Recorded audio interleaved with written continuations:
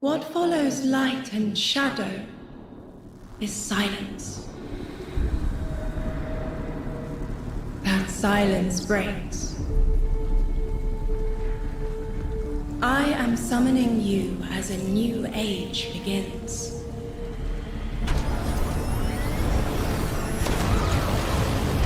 I see sapient life turn to each other. They remember how to look to the stars. They remember curiosity. They remember how to thrive.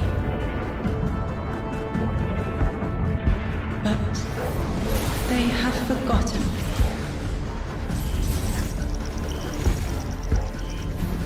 They forgot we were here long before the Traveler.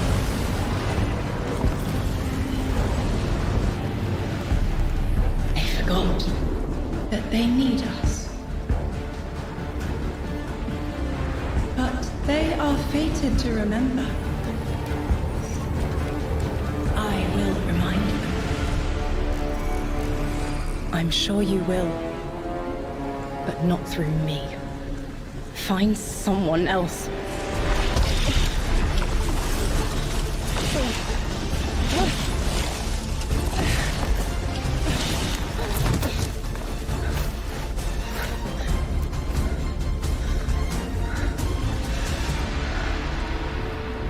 My will is my own.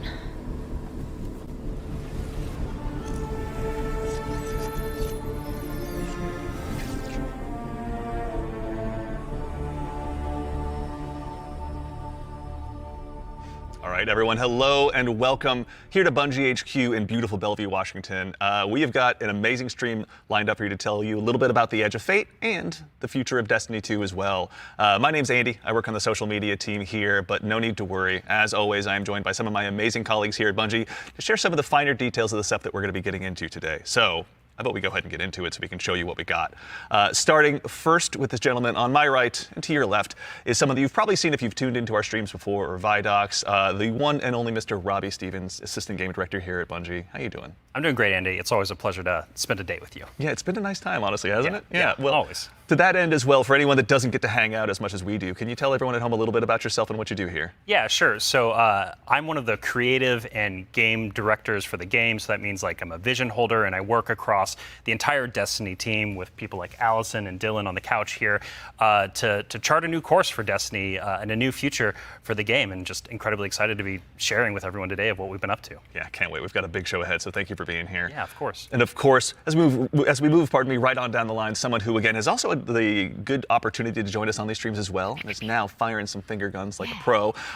Destiny's narrative director, the one and only Allison Lures. Allison, hello. How's it going? It's going so good. I'm here on a couch and I get to yell about Destiny with you. So it's a good day. Yeah, honestly, I'll take that anytime I can. Well, Same. For anyone who also hasn't had a chance to yell on couches about Destiny with us or hasn't joined us in the past, do you mind telling us a little bit about yourself? Sure. So my name is Allison. I'm the narrative director for Destiny 2. And so that means it's the job of me and my team to make you laugh and make you cry and make you go, whoa, I totally forgot about this thing from 8 years ago. How did they remember? It's because we're good at our jobs. It's true. So there you yeah. go. As someone who gets to sit in on the writers' rooms, I can now doubly confirm that. So thank you for love being having you here. there. So much fun. No, seriously, thank you so much.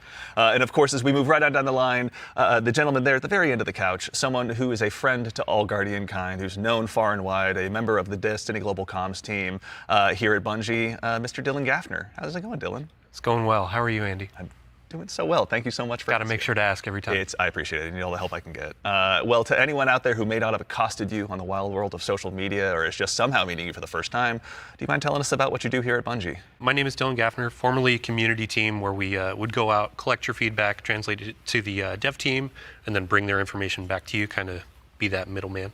Now I'm on Global Comms, so I'm going to be in more of like a puzzle piece organization stage of what do we talk about, when do we talk about it, why do we talk about it, and then just making sure we get the information out to all players. Yeah, well, we all appreciate it. Thank you for always being the voice of the player inside our hallowed halls. We appreciate it. Thank you.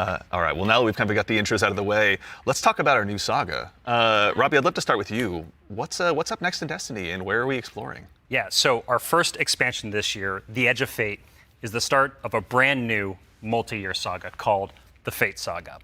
And so we want to tell a story about something older, about the nature of fate itself. Are we bound by it? Can we fight it? Because before the Traveler ever arrived in our solar system, there was already space magic here, Andy. Yeah. Yeah. And so ultimately, this is a story that we're going to explore one of Destiny's biggest mysteries and the foundations of the universe itself. You're talking about the 9, aren't you? Who Yeah. told you? I think it's Subtle, How did I you know. guess? Yeah. Lift you off. We did such a good job with this Really secret. buried that lead, didn't we? Yeah, a little bit. That's, but I mean, to that end, so who and maybe more appropriately, what are the 9? Yeah, so buckle up. In the simplest description possible, the 9 are extraordinarily powerful beings that have been in the solar system for way, way, way, way longer than the Traveler. We can think of them as being kind of connected to each of the major celestial bodies in Sol. So that's each of our 8 planets plus the sun. Sorry, Pluto. It's messed up. Didn't make the cut. All right, fair. I don't make the rules. Yeah, there you go. But the important thing to know about them is that this is why we're going to be so focused on the solar system for the next saga. We want to ask questions about our home that we've never asked before. Yeah. So when it comes to the 9, obviously, Eagle-Eyed Guardians have been able to spot references to them for quite some time, whether it be outright ominous or a straight-up game show in some cases. Can you tell us a little bit maybe about what we should expect from them? Expect to be surprised. We're, like you said, the lore of the 9 really ranges from like Star Horse infinitely neighing to the 9 doing genuinely awful, awful things in our lore. And so the important thing to know about them is that the 9 are individuals. This isn't a collective. It's not like a hive mind. Each of them are kind of their own being, their own person in the loose definition of a person. They have different wants and desires. They can ally with different members and fight with different members too. In the words of one of our characters really early on, there are aliens, and then there's aliens, and then there are aliens, and that latter one is what the 9 are qualified as. Fair enough. All right, so beings of obviously immense power, something that the Guardians have gone toe-to-toe with in the past. We've even faced off against the very embodiment of the darkness itself. Yeah. What could be tougher than that? Yeah, so this is something that we think about a lot about, because ultimately the 9 seek to free themselves at no matter the cost to humanity. And because they're extra dimensional in the ways that Allison are describing, they're not bound by the same rules that we are, that we've really experienced before in the game today. And so humanity and the Guardians, to many of them, are ultimately just bugs that can be squashed on, that they don't really care or think about beyond, achieving their ultimate goals. So. Yeah, I mean, like, for the last 10 years, Guardians have really just been making their own fate. Yeah. I mean, so the 9 is challenging that. How are we going to deal with it? Yeah, whether we like it or not, the 9 have a plan for us. And like you said, Guardians are really good at making their own fate and going out and deciding who they want to be. But what happens when them deciding to make our own fate is exactly what our fate is? Like, what if that was the plan all along? These are extra-dimensional beings. That means they perceive our reality in a very different way and can interact with it in a very different way. It's like they're a move ahead in chess. Weird. What a reference. But you were mentioning, obviously, the Fate Saga is one of the subjects of today. How long can we expect the Fate Saga to last? Yeah, so the Fate Saga is going to play out over several years, and ultimately, we know where we're driving this car. We know where we're going with it. But the conclusion of the Edge of Fate itself is going to leave you with more questions than answers, and it's going to be the catalyst into this new multi-year saga. Because we really want to return Destiny to being a game about big questions, right? And so the way we think about this is about pouring jet fuel into the speculation engine of the game. So we're going to be revealing a lot of ideas, a lot of concepts, and many of them we're not going to be answering immediately, because we're going to be telling the story over multiple expansions, and we're going to be giving you those expansion beats more times than we have before in the past. And so the Year of Prophecy kicks off with the Fate Saga, and with it, humanity is now set on a collision course with this celestial pantheon of the system that has been here for a very, very long time. And so the Edge of Fate launches on July 15th. And then the second expansion of our Year of Prophecy is Renegades, which comes this winter. And then later in 2026, we've got Shattered Cycle and The Alchemist. It's a lot of stuff. Yeah. A lot of exciting beats. And so, again, the Edge of Fate is just the beginning of this long journey, of this awesome vehicle we're all jumping into and driving together, and it's going to take us to some new places. That's exciting. So with regards to the Edge of Fate right here in front of us, you were also nice enough to bring the class something today. You've got some gameplay with you, right? Oh, yeah, we got some clips. Oh, yeah. Yeah, we should show those off. It's a doozy. Let's check it Like out. the present. Let's check it out.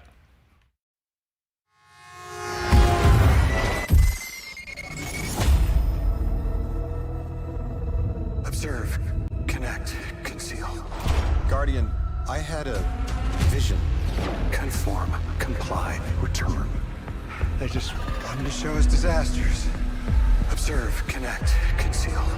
I'm not human anymore.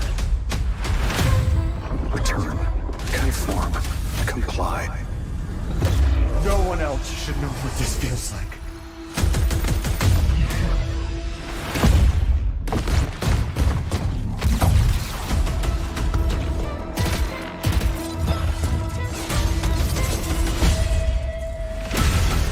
Enough. Terminate your suspicion, Commander. Remove your scornful blindfold. Observe, connect, conceal, conform, comply, return. Observe, connect, conceal, conform, comply, connect, return.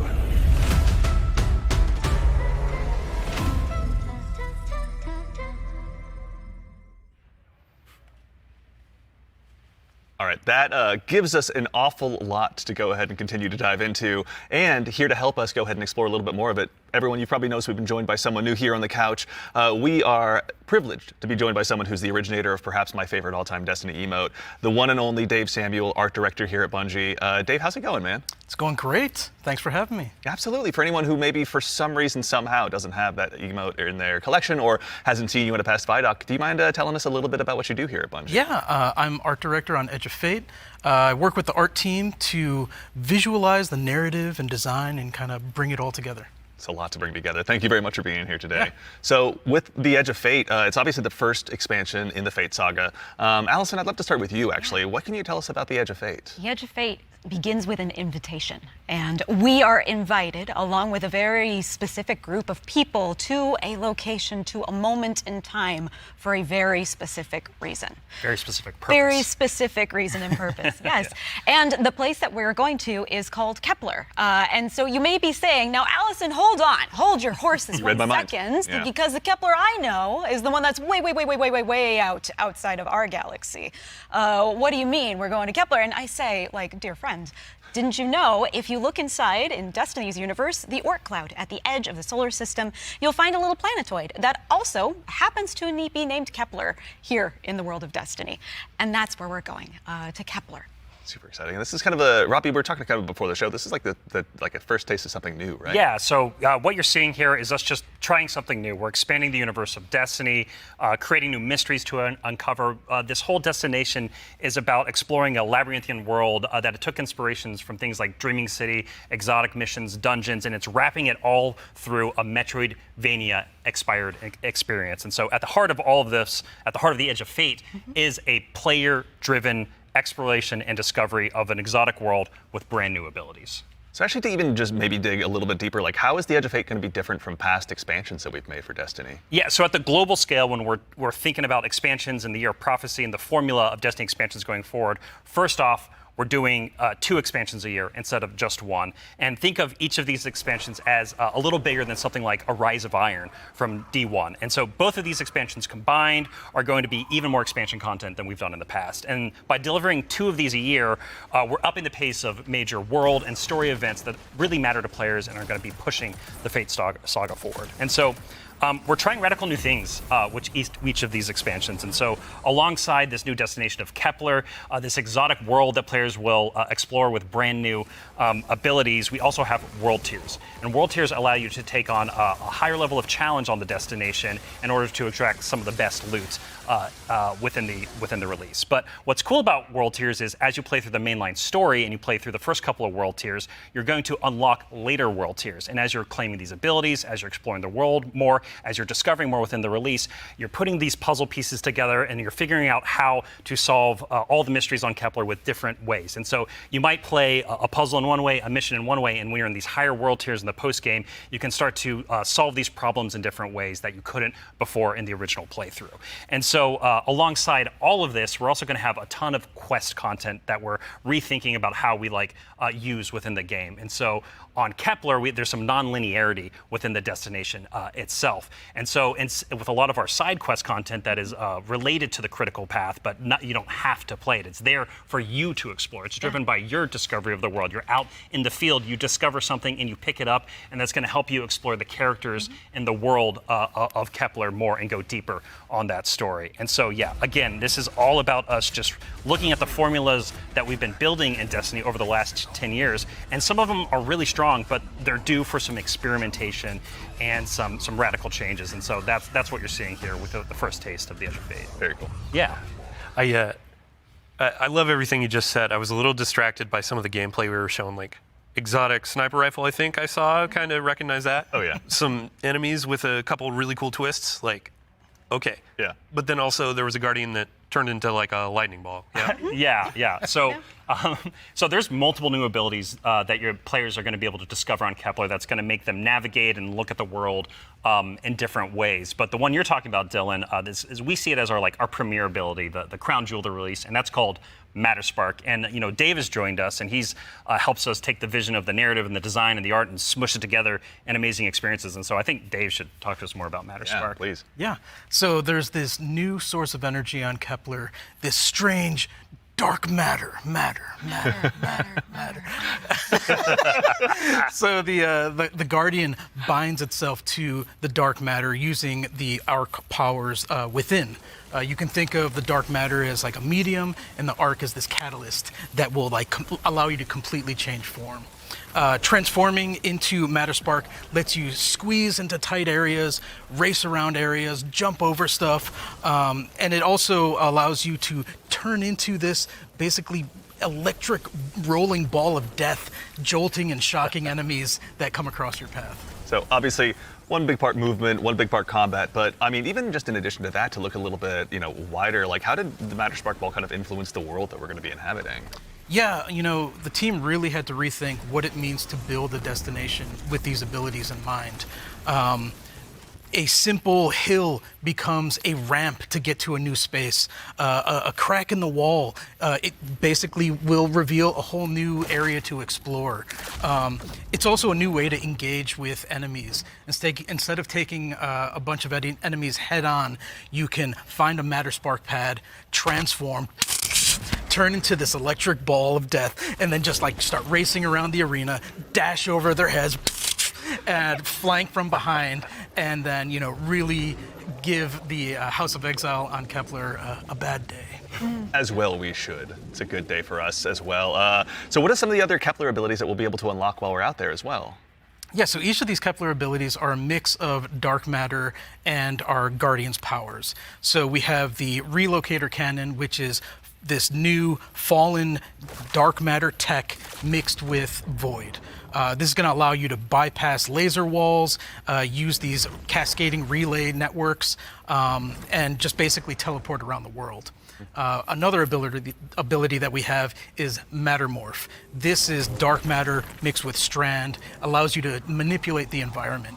You'll be able to basically push and morph and move geometry to create bridges, open up doorways, and then also reveal secrets and new opportunities. Yeah, so what's really important about what Dave is describing, and when we were thinking about building this world, it was all about hey, here's this new tool to navigate and see the world in a different way and solve little puzzles and mysteries throughout the missions, the free roam, and the quest content, and beyond. But also what was really important to us is that we lean into Destiny's first-class ability gameplay. And so with Matter Spark, like Dave is mentioning, you're jumping, you're dashing into enemies to destroy them. You're doing giant explosions with them. With the Relocator Cannon, you're just blowing everything up with void explosions and graviton lance style projectile, little secret projectiles. And then what's really fun about Mattermorph is you can just be throwing these strange shurikens basically to just delete an encounter before you then start to morph the environment around you and move to the next area. And so it's just really exciting I'm incredibly excited about watching players just solve puzzles and fight encounters in ways that we don't even expect yet, and see how they take on the destination. And just I really want to emphasize, you're going to be upgrading these, and when you get into especially the post-game experience, it's going to unlock, there's something unlocked with Matter Spark that really changes the way that you can play through the entire destination. Yeah. So when we're talking about dark matter, Yes. We have darkness abilities like Strand and Stasis already. How is dark matter different? Yeah, so dark matter and darkness are two completely separate things. They're completely different things. But dark matter does exist in our world. In the world of Destiny, we know it as being tightly connected to the Nine. It's what the Nine are actually made out of. In our world, dark matter is invisible. You can't really see it. And it wouldn't be very fun to make a destination where there's an invisible thing that you can't actually see. So lucky for us on Kepler, there's a bioluminescent microbe that allows us to see all of this substance that's impacted this world so much. It allows us to see how it's impacted the plant life, how it's impacted the behavior of the peoples that we're going to encounter. And we can see how it has been able to bring these things that are kind of unstuck in time into this current location. I do have to put on my drifter hat for just a second and, like, what does it smell like? What does it taste like? Yeah. Dark matter smells and tastes like bleach and math. Yeah, it's true. Cannot wait to get that chip flavor. Yeah. Get it with a sandwich today after. It's zesty. Yeah, it's really good. Actually, so on the topic too of stuff in the trailer as well, we heard someone talking there. Can you tell us who that was? Sure. That was Lodi. Lodi is a new character that we're introducing in Apollo. Not in Apollo. We're introducing him in The Edge of Fate. Yeah. I want to give a special shout out to Brian Villalobos, who portrays Lodi and does a spectacular job. This character is fascinating. He's kind of a fish out of water, but the fun thing about tropes is to kind of put a twist on them, right? So what if that fish that we pulled out of the water was the most qualified fish to be pulled out into the air? Down for anything. It's down for anything. Yeah. And what if that fish was kind of made to be pulled out of the water? I don't want to give away too much because this character is way more fun for the players to figure out what his deal is, but I will say that Lodi is very, very far from home. Very fair, very exciting. So, I do have to call out, too, before we started this, you and Robbie were talking about how Lodi is like a notice me character. Oh, yeah. Robbie wanted a senpai. I did. I wanted someone that I just wanted to spend a bunch Yeah. of time with on this new adventure we're going on. Yeah, a friend that we can look up to. Yeah. right, yeah. Notice me. Notice Notice me, me. Lodi. Yeah, of course. He It will. writes He will. itself, or rather Allison does. So with regards to the characters as well, so is it a whole new cast of characters in The Edge of Fate? No, we're going to see some new faces like Lodi and other characters, but we're also going to see some familiar ones too. Ikora is here. The stakes are high enough that she's here investigating what's going on. And as it turns out, in one of our major mysteries, she's kind of at the center of it. She was invited here, as was Lodi, same as we were.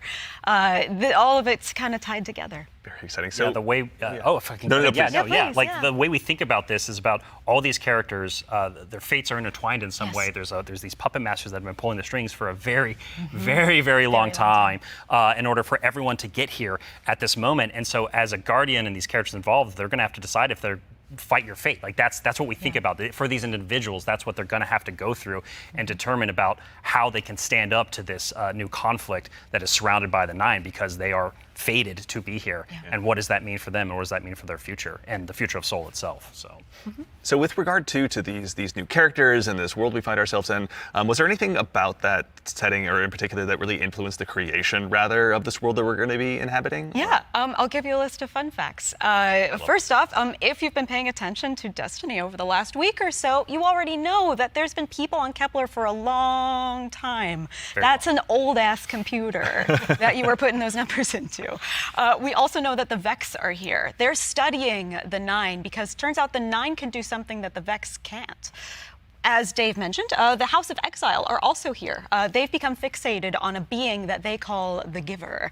And kind of most importantly, the dimensionality on Kepler is really thin. So the 3 dimensions that we can know and see and touch are very close to the realm that the Nine live in. And that means some things from Earth's past have been yanked into Kepler's present. Exciting. Nice. Yeah, I mean, so we've been talking about invitations throughout this, and we need to call out an invitation that's actually going to be waiting in the game after this is over. Ride of the Nine begins today. Yeah.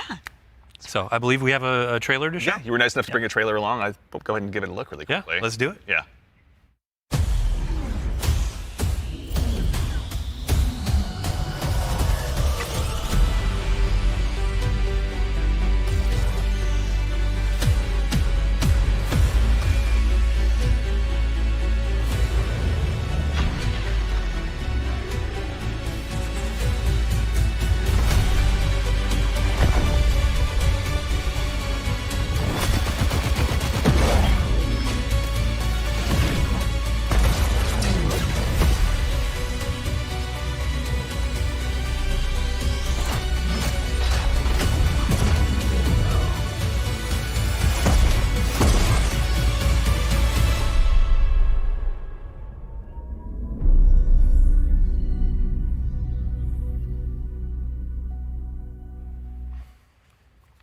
All right, so that's Rite of the Nine, which is our essential prologue story for the Edge of Fate. And these 3 dungeons that are featured in this event are free for all players starting today. And so what's really important about this is that these dungeons are both for veteran dungeon crawlers, hardcore raiders, people who've been in these places a lot, but also new guardians who have never stepped into a dungeon before, right? What was really important for us when we were developing Rite of the Nine was that we are changing the formula on how we can think about how we can welcome even more people into these experiences. And so you're going to be able to go in solo, buffed up, and explore a dungeon by yourself, or go in match made with other fire team members shoulder to shoulder for the very first time. But don't worry, because we also have that higher level challenge for our veteran, our hardcore dungeon crawlers, where you're going to be able to earn the best possible loot, exclusive rewards, and also an exclusive title as part of Rites of the Nine. What's also really important about this event for being a prologue for the Edge of Fate is that it really reintroduces the emissary into the game, and you're going to learn why her job is pretty crappy and why she quits at the top of the Edge of Fate, like we saw at the beginning of this show. And so, Andy, we've been talking a bunch about how our Destiny expansions are changing the formula for Destiny going forward. So now I think it's time for us to start talking about how the core hobby of Destiny is changing going forward, the day-to-day of playing Destiny, week over week experience. And we've got someone else on the couch here to help us talk about that. We have an expert in that very subject now who's gone ahead and joined us on the couch.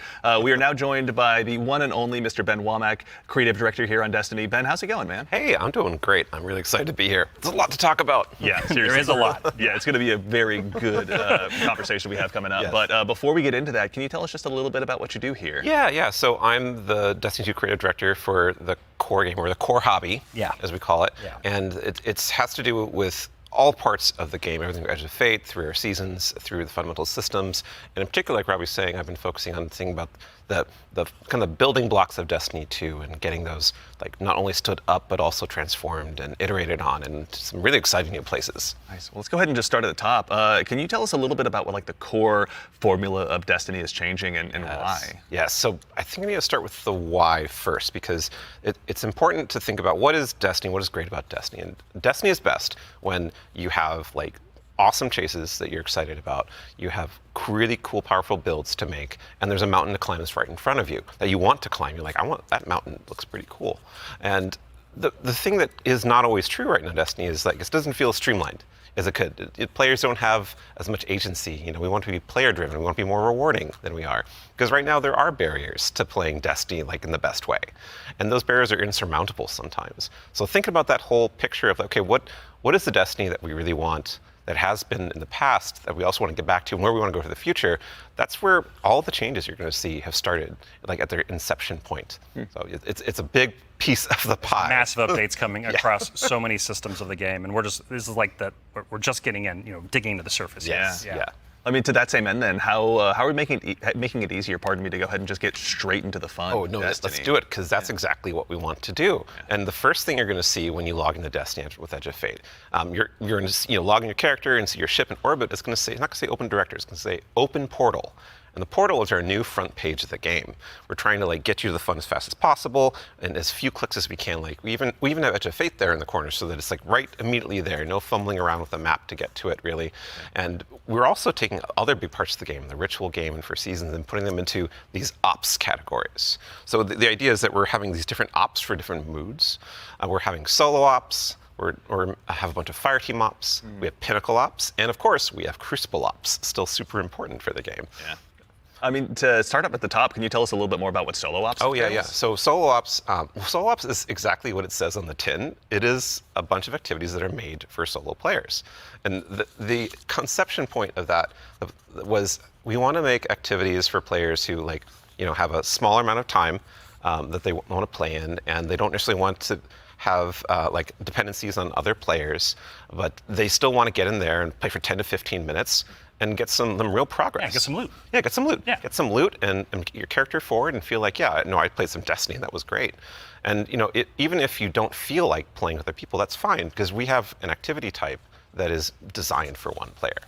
Excellent. So, I mean, to that same end, what are some other ways that we can play and have fun using Portal as well? Yeah, so Robbie actually has a great way of talking about this. So Yeah, some of the North Star that is what we talk about when we were developing the portal early on was like, where are we headed with this thing? And ultimately, it's play your way. It's giving players more agency, more personal drive to figure out how they want to engage with the power climb and the new progression systems coming and our seasons. And so the entirety new progression and power climb is now all available to you in the portal at your fingertips in one place. It's really easy to find, really easy to jump in. Anything you play inside of that category is any of those categories is gonna help you make progress. And so, because we want Destiny to be welcoming not only to new players, but also old players who are coming back to the game to join us with the Edge of Fate.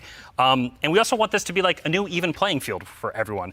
And so as part of this is a commitment from us as part of the core hobby and all the seasonal content we're building, that we're going to be continually investing in this, right? We're going to be continually updating this over time for years to come. And so, you're asking me directly, like, what else is there to do? Yeah. Ben mentioned solo ops. We also have the fire team ops and pinnacle ops. Both of these are more around playing with other fire team members, shoulder to shoulder, where fire team ops are more quicker sessions. There are some longer form things in it too, but then pinnacle ops are more about those really long form or more challenging kind of focused activities like exotic missions, for instance. And so, and then the one thing we haven't talked about yet very deeply, but is incredibly important, and it's something that I think we've done for the first time like ever, or maybe since early D1. It's kind of a return to form. Yeah. You're going to be able to experience the entirety of the power climb within Crucible Ops by playing PvP, right? So this means like, if you want to be sweaty, Andy, which like I know you, Dylan, too. I know you're that way, right? Like I know both of y'all. Like if you want to put the sweatbands on, you're going to be able to play the entire experience in the season here and earn some of the highest tier loot that's also available in the game. I have to say, this is like super exciting because like my player type or other folks out in the community, like they want to go in, they want to jam on PvP, but then their friends invite them to do a dungeon or a higher tier activity, and they're like, oh wait, I need to grind a long time to get up to power. Now through PvP, they can get up to power, and you can just bring them into that PvE experience and have a fun time with each other. Yeah. So. That's honestly how I primarily played D1, so I'm really looking forward to that. So it sounds like the core, obviously, of what you guys are talking about, play the way you want to play. It's right at the center of all of it. What if I really want to challenge myself, push myself? Oh yeah, a little bit more? That's important to us. Yeah. Death is important to us. Well, death, but also success. Yes, and that's true. From it, That's true. Yeah. Yeah, and so we really want to give agency. That's one of the things. Player driven towards loot and challenge. And so we have a really hugely expanded activity customization system. We have a lot more difficulty levels, and we have a ton of new modifiers. We have 50 new modifiers along with all the old modifiers that we've released in the past that are going to make this big curated web of options for you to experience any of the PvE content in the curator. And so, like, we have Banes, not just old Banes that we have, but new Banes as well. We also have boons to help you like get advantages in your activities and for your build. We have challenges and trade-offs. And the fun part is you're going to get these different combinations that are available, and you're going to then make a mix that's actually going to change the way you play and be pretty interesting, and sometimes the way you prefer you play. Like there's a new boon called Grappler that I personally love. It's kind of my preferred way to play, where they give you 3 grapple grenades replacing your current grenade. You can't do the melee, but they recharge super fast. So any build you want, you could now Spider-Man around any map. It's actually super fun. It's so fun. Yeah, and I mean, like, what's at the heart of what Ben is talking about is what we kind of call the virtuous cycle, right? Where you're going to be crafting your build, tinkering with the activity, looking at like how you can earn a higher tier of reward by taking on higher challenge. And as you earn better loot, you're looking towards that next mountain to climb just ahead of you all the time. And so this is really about how far you want to push yourself upwards within the portal itself. But also, we also are thinking about the people, and that's the depth, right? That's the depth of the challenge that we're talking about. That's also, but we're also thinking about the people who don't have as much time to play with like solo ops, and also if you're scared of modifiers or you're scared of customizing these activities. Or you just don't feel like doing it. Yeah, no, that's a great way to describe it. Thank you. We have a bunch of quick play options, right, Ben? Yeah, quick play options, and we actually have matchmaking and fire team ops. And we have fire team finder, and so you're able to like really choose kind of what you're in the mood for. Oh yeah, we technically have matchmaking across every activity that exists. Except for solo ops, because that's solo. Right. But yes, otherwise, but in the fire teams and pinnacle ops, it's everything. Yeah, you'll have options to play by yourself or with other people. Oh, actually, a really fun part is you can play a strike by yourself as hard as you want it to now, which is really fun. Well, you're talking about like all the different boons and combinations. I think at one point you were saying around 50 or something like that.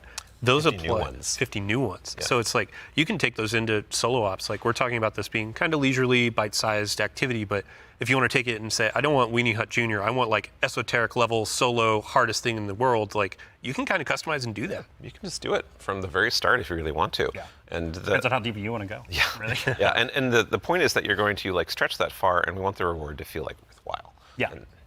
Yeah, you want to feel like as you're pushing yourself, you are rewarded for it. That is something that's really important to the vision here for the portal. Yeah. Rewards, huh?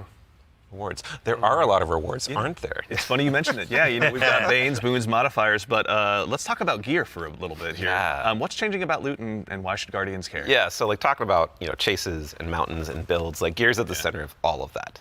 And we actually have 2 giant gear changes I'm gonna like put in 2 little buckets for us to talk about. Yep. The first one is Armor 3.0. And the next one is gear tiers. And so like talking about Armor 3.0 first, we are probably making the biggest change ever since Shadowkeep It's around huge. the system. It's yeah, enormous. It's a huge change. Yeah, so like we're adding set bonuses, which is a long requested feature for all the new armor that you're going to be able to get at Edge of Fate launch, and we're redoing all the stats on armor where they can now like exceed 100. Go beyond 100. Go beyond 100 for extra bonuses. Yep. We're going to every single piece of new legendary armor that drops is going to have all the energy filled in, so you can build crafting right away, and it's going to essentially like. There's more features actually that I could talk about, but I don't think I'm allowed to yet. Fair. Well, something that we can talk about too, you mentioned gear tiers as well. Yeah. Let's talk about that a little bit. Yeah, so gear tiers are very exciting because every single legendary weapon and armor that you can get is going to have 5 gear tiers, starting from 1 going up to 5. And like we have a 5 gear tier 5 piece of legs armor on the screen right now. And you can see that like this is like looks really cool with iconography, but it also has a ton more stats. And oh look, what's that? Yeah, what's going on with the energy there? Yeah, the energy. Ben? Yeah, the energy says 11, and it's true. 11, yep. It's not a typo. Like energy is going to 11 for higher tier armor, and so if you want that for your build crafting opportunities, because it does like give you some new options you never had before, you're going to have to challenge yourself to get more higher tier armor and keep on going to get yet more higher tier armor to get those options. Yeah, and this is also not something that's just relegated to armor, right? When it comes to weapons, they're obviously getting their own refresh as well. Yes, I mean, what's Destiny without chasing some? You read my mind. Yeah, like weapons seriously. are part of the player identity. You know, some people like have a gun that they love. You got fashion, and then you have gunplay. That's right? true, though we do have fashion for your guns a bit now. Hey. well, so because once you reach tier 5 for your legendary drops, you're going to be getting tier 5 weapons, and those have unique shader treatment.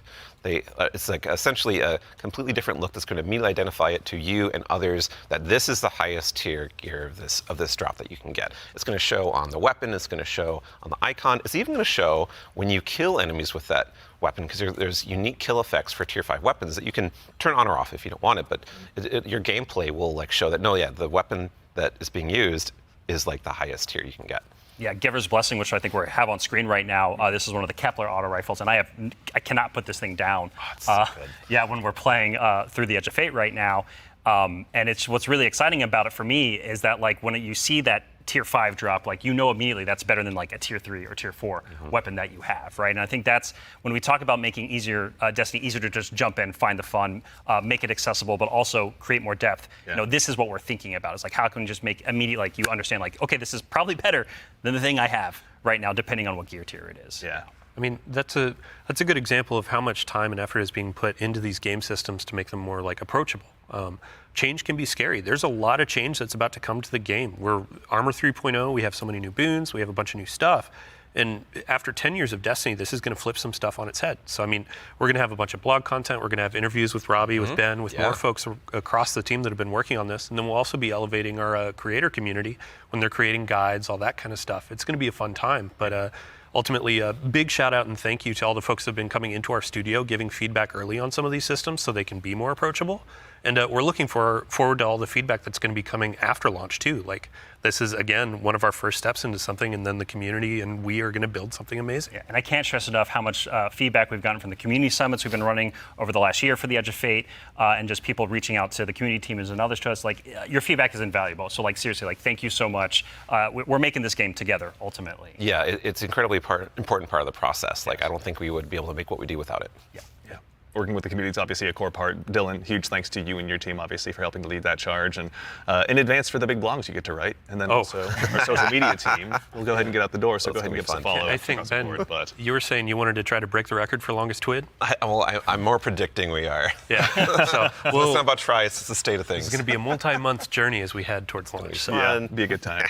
But we've been talking a lot about the core Destiny hobby. How does that extend into like how players are going to experience like a full year of Destiny? Yeah, so we've been focusing on improving and changing the formula of Destiny in multiple ways. And so progressing through the Fate Saga is going to be more meaningful with 2 expansions a year. We've been talking about how focusing our seasons on the core hobby of Destiny and that commitment to continually updating it. And in addition, we're going to have 2 free major updates between each of our major expansions coming in the Year of Prophecy and beyond. And so ultimately that means there's 4 big beats happening in a year, 2 expansions, 2 free major updates between those expansions. So what that means we're not doing is paid seasonal content anymore. We're not doing separate seasonal storylines. And this also means we're not building a bunch of activity content that basically just goes away and is less meaningful to the game after 3 months. So we're instead focusing all of that effort that used to go there instead into building up the core hobby of the game so the core hobby stays fresh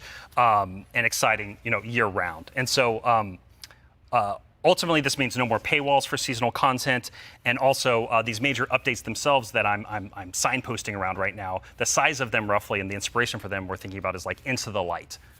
Okay. So when you say like Into the Light, for folks that aren't out there, like what for a major update, how big is that? Like how do you encapsulate that? So when I say Into the Light, a lot of this is like the inspiration of what it was. And with Into the Light came a really cool theme that wrapped around all the new stuff we were building within it, but also a lot of the reprise stuff as well. And also, with it came Onslaught, a new type of activity. It came with reprised exotic missions and a rethinking of how we could do like a rad style event, a raid event with the Pantheon. And so for our first major update coming a few weeks after the Edge of Fate launches, we've got Ash and Iron. Right? And so with Ash and Iron, we're going to be returning to the Plague Lands. Returning to the Plague Lands, can't wait. It's going to happen. Plague Lands, baby. And so that story is going to pick up from where we left off, from the Edge of Fate. And with it, we're going to have a new activity called Reclaim, a brand new exotic mission, new types of pinnacle ops entering that for the first time, as well as, of course, what's Destiny without loot to chase? We've got new gear, new rewards, and 2 new exotic weapons as part of Ash and Iron as well. And again, this major update and all the seasonal content going forward is free for all players. All the activity content that exists in the portal, that's free to play.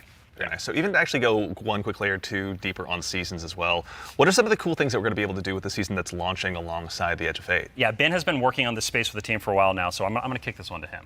Yeah, so we're trying to make any time the best time to hop into Destiny. And one of the ways we want to do that is we want to invest in events that are like accelerating the game and enhancing every part of the game, but also bringing new cool stuff. And actually, we've been working on this so long, we actually have some new cool stuff coming before the Edge of Fate. It's a special little treat. Yeah, special little treat. So this Friday, you can play a little event, maybe you've heard of it, called Heavy Metal, which is Tanks versus Briggs, a new PvP mode. It's super fun. I would kind of wish I was playing it right now, I'm not going to lie.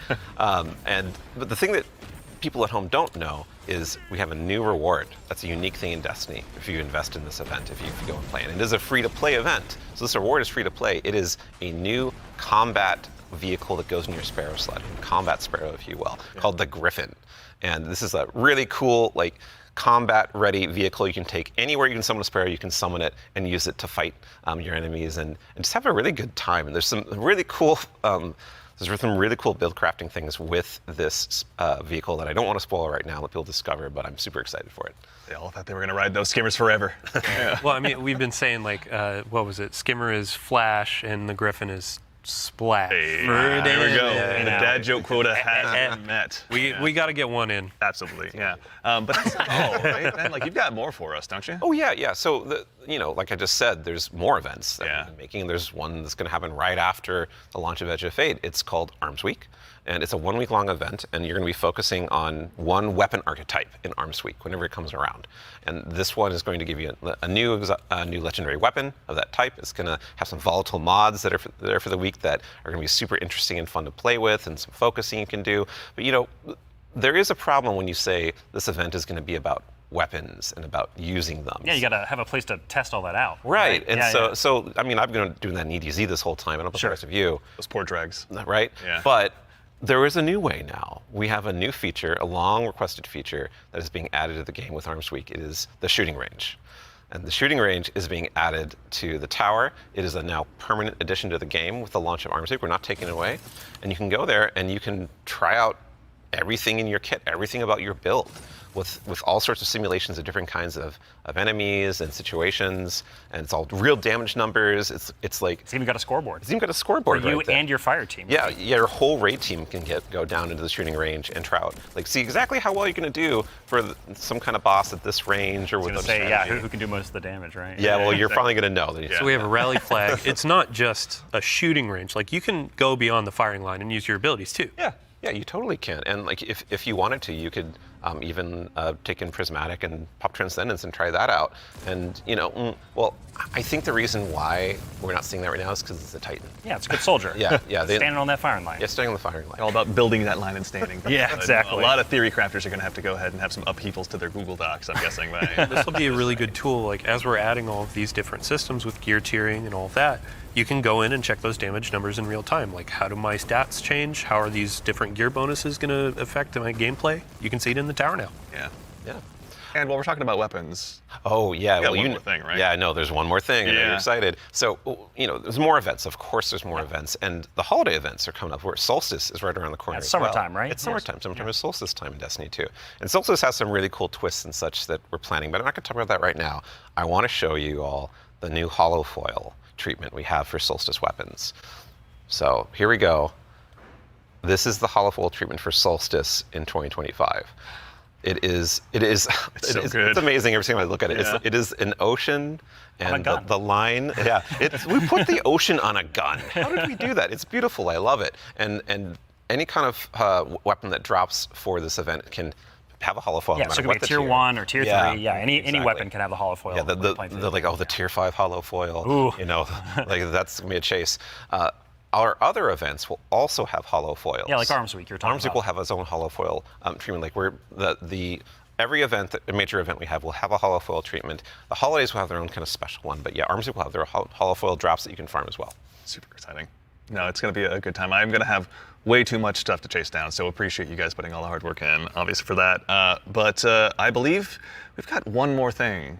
Yeah, I mean, we've been talking a lot about, here are the free updates coming to Destiny, the portal, a bunch of different stuff, Edge of Fate, but we also have another expansion, and we need Allison back on the couch to talk about it. Yeah, Allison. Yeah. She's the best one to talk Yeah, about. There we go. we've got something very exciting, and so once again, Allison, thank you for taking the time to join us today. We appreciate it. Of course. I'm so excited to be the one more thing. Yeah, it's a tradition around here, so we're glad that you could obviously go ahead and lead us into this one. But, as Dylan mentioned, we've talked about the Edge of Fate, but this is the first year we're going to be doing 2 expansions over the course of a year.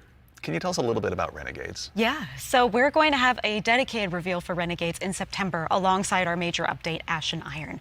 But earlier we were talking about how sometimes our formulas can constrain us from experimenting and innovating. And so in that spirit, Renegades is going to be very different from the Edge of Fate. What I can tell you, and we'll talk plenty about it later, is that we're going to be experimenting and innovating with activities, with social mechanics, and more. But more importantly, I want to talk about our inspiration. And so I have to kind of tee it up first. So Renegades is going to be a Destiny, definitively Destiny expansion. This is part of the Fate Saga, and it's going to push it forward in important ways and introduce characters that we're going to spend time with for years to come. It is an essential Fate Saga story. And it's an homage to a universe that has inspired Bungie from the start. It's a universe that all of us here on the couch grew up with, as well as everyone else at the studio and millions of you back at home too. It is a peanut butter and combination, a peanut butter and chocolate combination inside of what we're making that could only be possible in the kind of world that we build here. And so I am absolutely thrilled to be able to give our first sneak peek at Destiny 2 Renegades. Let's take a look.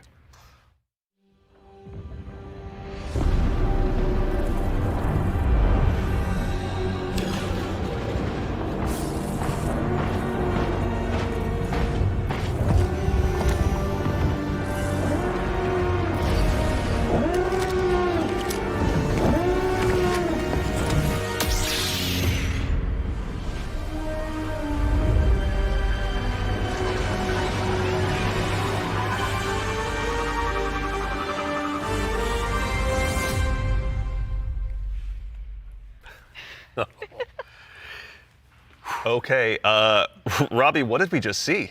Yeah, so that's Renegades, which is coming out this December. And to really drive it home here, Renegades is a one-of-a-kind Destiny experience, right?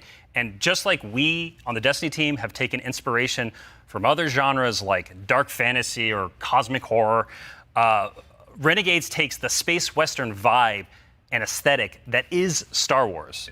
And it puts it through that Destiny lens.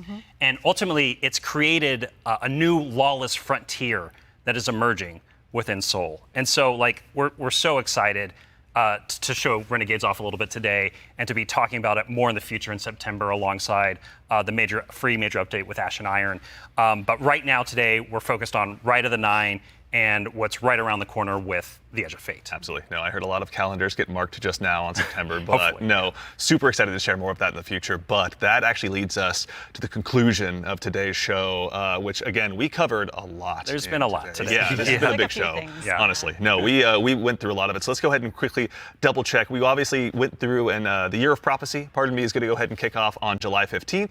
And this kicks off a brand new multi-year Fate Saga and our new focus on the core hobby of Destiny. The first expansion, The Edge of Fate, is going to be launching again on July 15th, as I noted, with its raid launching on July 19th. Okay, hold up. Yeah. So you're going through a lot of information. We already covered that. Oh, yeah. But like, you can't just sneak in a raid date. We have a new raid coming with the expansion, July 19th. We're going to have a bunch of blogs. We're going to have the rules, regulations, all that kind of stuff for our raid race. Of course. We invite everybody to come in, try to go for that world first title. And yeah, I mean, just stay tuned for more details. We're not going to spoil anything. It's a raid. We got to keep it secret. Yeah, absolutely. Yeah, everybody mark your calendars. Yeah. Bungie.net is the place to go ahead and learn more. And again, follow our social media channels. Do us all a favor. So in addition to that, again, as we've noted, Ash and Iron, our first free major update, will be launching on September 9th. Renegades, very exciting, will be launching in December. And then keep an eye again on our social channels. We'll provide all the updates once they're available. But as far as today goes, the Edge of Fate and the entire Year of Prophecy pre-orders are available starting right now. Now, pre-ordering for starters, the Ultimate Edition will go ahead and unlock the New Land Beyond. New Land Beyond, that exotic sniper. Ooh, I can't wait, man. I can't wait, same, honestly. That'll be unlockable in addition to several other goodies. And also, we've also got a collector's edition that'll be available.